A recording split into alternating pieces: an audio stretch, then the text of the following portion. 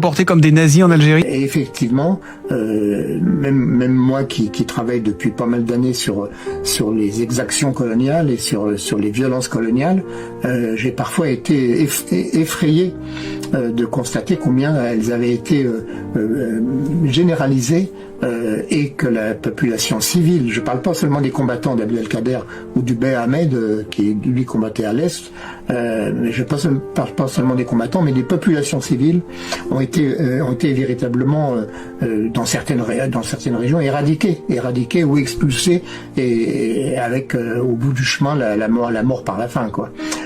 Et puis des pratiques qui sont absolument abominables, qui étaient des pratiques de violence immédiate, avec par exemple la décapitation des prisonniers, ou même parfois des simples paysans qui avaient été pris peut-être parce qu'ils avaient essayé une tentative de toute petite résistance. La décapitation a été une méthode de conquête. Ça n'a pas été le fait de certains soudards isolés, non, c'était vraiment une méthode.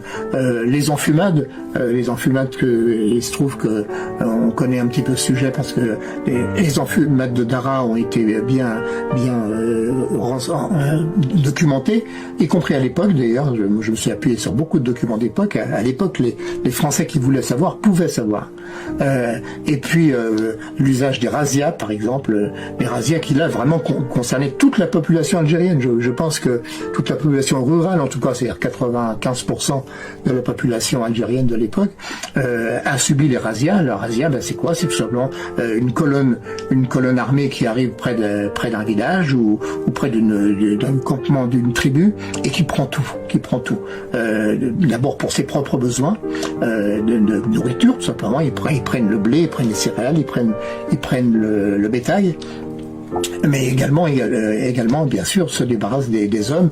Le viol des femmes est un phénomène que je référence d'une façon assez terrible dans le livre, mais bon, c'est la réalité. Et la razzia signifiait quoi? Ça signifiait la mort de faim.